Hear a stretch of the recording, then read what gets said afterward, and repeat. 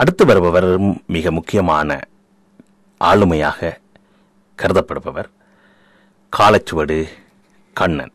காலச்சுவடு என்ற இதழ் புலம்பெயர் தேசங்களிலும் மிகவும் எல்லோராலும் அறிந்த இதழாகவும் பல்வேறு விவாதங்களை இப்பொழுது தோற்றுவித்துக் கொண்டிருக்கிற இதழாகவும் இருக்கின்றது. ஹலோ. வணக்கம் கண்ணன். வணக்கம். நேயர்களே, இப்பொழுது காலச்சுவடு இதழினுடைய கண்ணன் இணைந்திருக்கின்றார். கண்ணனை பொறுத்தவரையில் அந்த இலக்கிய இதழினுடைய பதிப்பகத்தின் நிறுவனராக இருக்கின்றார்.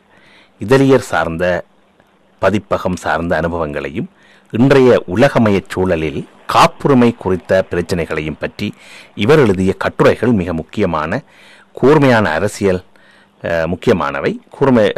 அத்தோடு கூர்மையான அரசியல் விமர்சனங்களையும் இவர் எழுதி வருகின்றார். அந்த வகையிலே கண்ணனோடு இன்னொரு விடயத்தையும் குறிப்பிட வேண்டும். மிகச்சிறந்த நாவல் ஆசிரியரான சுந்தர ராமசாமியை இந்த எழுத்துலகிலே, நாவல் உலகிலே அல்லது வாசிக்கின்ற மட்டங்களிலே தெரியாதவர்கள் எவரும் இருக்க முடியாது. எனவே அவ்வாறான ஒரு புகழ்பெற்ற நாவலாசிரியரும் கவிஞருமான அமரர் சுந்தர ராமசாமியினுடைய புதல்வர் தான் கண்ணன். இந்த காலச்சுவடு இலக்கிய இதழின் நிறுவனர். கல்வி எனும் அளவில் ஒரு பொறியியலாளரான நீங்கள் உங்களது தந்தையினை தொடர்ந்து காலச்சுவட்டினை பொறுப்பேற்றீர்கள். ஒரு இலக்கிய இதழை பொறுப்பேற்ற ஒரு பொறியியலாளர், ஒரு இலக்கிய இதழை பொறுப்பேற்ற பொறியியலாளர் என்ற வகையில் இந்த பாதையை நீங்கள் எவ்வாறு தேர்ந்தெடுத்தீர்கள்? தந்தைக்கு பின்னால் நீங்கள் அவற்றை பொறுப்பெடுக்க வேண்டும் என்ற ஒரு அவாவா, அல்லது இயல்பாகவே உங்களிடம் இருந்த அந்த எழுத்து துறை இலக்கியம் சார்ந்த அந்த ஆர்வமா? எல்லோருக்கும் என்னுடைய வணக்கத்தை தெரிவித்துக் கொள்கிறேன். முதலில் இன்னும் ஒரு பொறியியலாளர் என்று அழைப்பது உண்மையான பொறியியலாளருக்கெல்லாம் பெரிய இழுக்கு என்று நினைக்கிறேன். நான் பொறியியல் கல்வியில் செலவிட்ட நேரத்தை விட கல்லூரியை விட்டு வெளியேறி பிரிட்டிஷ் கவுன்சில் நூலகத்தில் செலவிட்ட நேரம் மிக அதிகம். எனக்கு சிறு வயதிலிருந்தே ஆர்வம் இதழியல் மீதுதான். ஆனால் இதழியல் கல்வி என்பது அதிகம் இருக்கவில்லை, அல்லது அவ்வாறெல்லாம் இருந்தது எனக்கு தெரிந்திருக்கவில்லை. எனவே அதை நான் கற்க முற்படவில்லை. வீட்டை விட்டு வெளியேறி சில காலம் ஏதேனும் ஒரு நகரத்தில் வசிக்க வேண்டும் என்ற ஒரு ஆசையில் தான் ஒரு பொறியியல் கல்லூரியில் போய் சேர்ந்து கொண்டேன். அங்கு பொறியியலை கற்காவிட்டாலும் கொஞ்சம் இதழியலை கற்றேன், கொஞ்சம் வாழ்க்கையையும் கற்றுக்கொண்டேன் என்று கூறலாம். அந்த அனுபவங்கள் தான் இன்று வரை என்னை வழிநடத்தி செல்வதாக நான் உணர்கிறேன். நான் காலச்சுவடை பொறுப்பேற்று நடத்திய போது காலச்சுவடு தொடர்ந்து வந்து கொண்டிருக்கவில்லை. எனவே சூறாவின் தொடர்ச்சியாக நடத்த வேண்டிய கட்டாயம் எதுவும் எனக்கு இருக்கவில்லை. எனக்கு ஒரு இதழை நடத்தும் ஆசை இருந்தது. அப்போது ஏற்கனவே பதிவு செய்யப்பட்ட ஒரு இதழ் பெயர் கைவசம் இருந்ததால் அந்த பெயர்லேயே அந்த இதழை எடுத்து நடத்துவது என்று முடிவு செய்தேன். மற்றபடி அது சூறாவினுடைய காலச்சுவடின் தொடர்ச்சியாக அதை பார்க்க முடியாது. அவற்றுக்கான பண்புகள் வேறு வேறு என்று நான் நினைக்கிறேன். நான் காலச்சுவடை ஒரு தீவிர இதழாகவே என் மனதில் திட்டமிட்டு துவங்கினேன். இலக்கிய இதழாக மட்டுமே அதை நடத்தவில்லை. மேலும் அதனுடைய இலக்கிய முகத்திற்கு என்னுடைய பங்களிப்பு என்பது அன்றிலிருந்து இன்று வரை மிக குறைவானதுதான். அப்ப அந்த வகையில் சூரா என்று நீங்கள் சொல்லப்படுகின்ற சுந்தர ராமசாமியினுடைய பொறுப்பில் இருந்த காலச்சுவடு, இப்பொழுது உங்கள் பொறுப்பில் வருகின்ற இந்த காலச்சுவடு, இந்த இரண்டு இதழ்களினுடைய நீங்கள் சுருக்கமாக சொன்னாலும் இந்த இரண்டு இதழ்களுக்கும் இடையில் உண்டான உள்ளடக்கம் அல்லது அதனுடைய இலக்குகள் சார்ந்து ஏதேனும் வித்தியாசங்களை நீங்கள் குறிப்பிடும்படியாக சொல்ல முடியுமா? நிச்சயமாக இருக்கின்றன.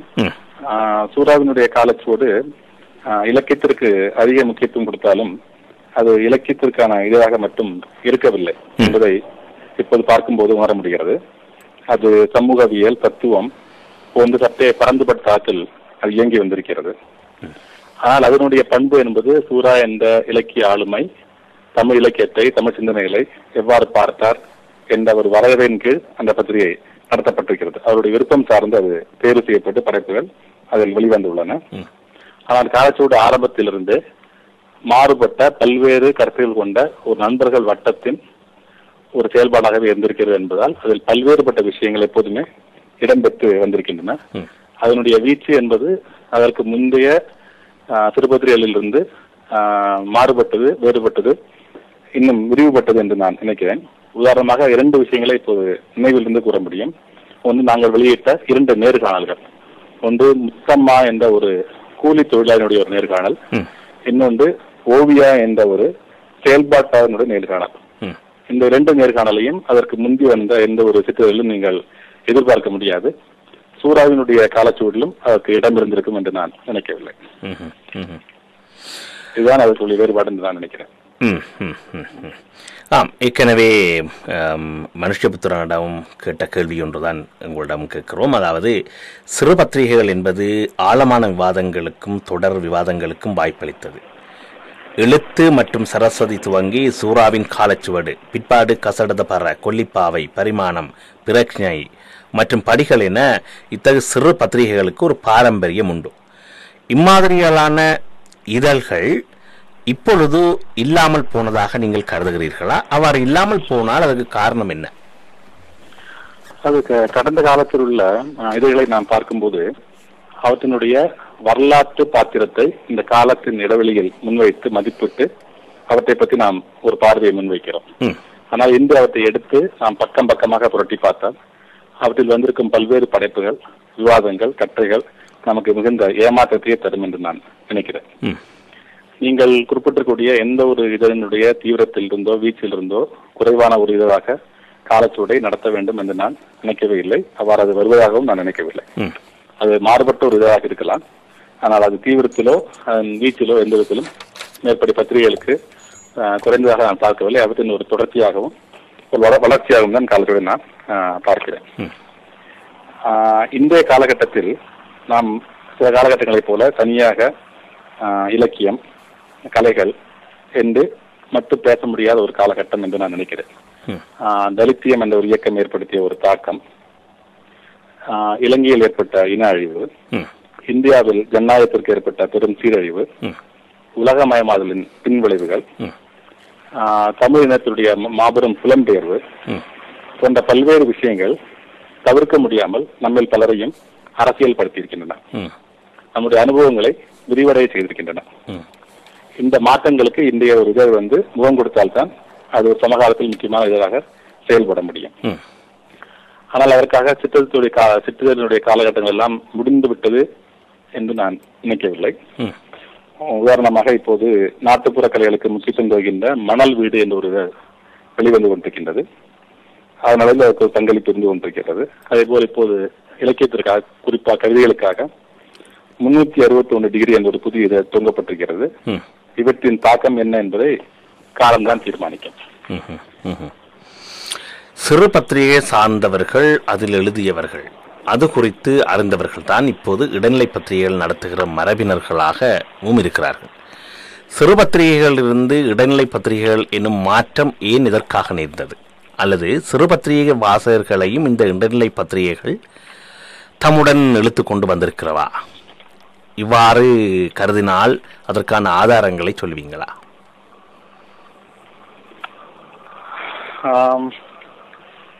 இடைநிலை பத்திரிகைகள் என்பதை யாரும் திட்டமிட்டு ஒரு விழிப்புணர்வோடு உருவாக்கினார்களா என்பது பற்றி எனக்கு சந்தேகம் இருக்கிறது. 90களில் வெளிவந்த சூவங்களா என்ற இதழும் அதன் பின்னர் வந்த காலச்சூடு இதழும் ஓரளவுக்கு வெற்றிகரமாக செயல்பட தொடங்கிய பின்னர் அதை ஒட்டி அதற்கு பின்னர் வந்த இதழ்கள் தம்மை வடிவமைத்துக் கொண்டன என்று நினைக்கிறேன். ஆனால் தமிழில் இடைநிலை இதழ்கள் இயக்கம் என்று ஒன்று இருப்பதாக என்னால் பார்க்க முடியவில்லை. குறிப்பிட்ட வாசகர் வட்டத்தை கொண்ட சில நிஷ் மேகசின்ஸ் இருப்பதாக நாம் கொள்ளலாம். இலக்கியம், கல்வி அல்லது ஒரு இஸ்லாமிய விழிப்புணர்வு போன்ற பல்வேறு பொருட்கள் பற்றி இதழியல் சந்தையில் தமக்கான ஒரு இடத்தை உருவாக்கி கொண்ட இதழ்கள் இன்று வெளிவருகின்றன. இவற்றையெல்லாம் இடைநிலை இதழ்கள் என்று வகைப்படுத்த முடியுமா என்பது எனக்கு சந்தேகம் இருக்கிறது. காலச்சோடை பொறுத்தவரை நாங்கள் இடைநிலை இதழ் என்ற தொடரை காலச்சோடை அடையாளப்படுத்துவதற்காக இப்போது பயன்படுத்துவதில்லை. 2000 ஒரு சில ஆண்டுகள் அத்தகைய ஒரு முயற்சியில் நாங்கள் ஈடுபட்டோம். ஆனால் அதனுடைய தன்மைகள் ஒப்பில்லாமல் இருந்தமையால் அதை நிறுத்திக் கொண்டோம்.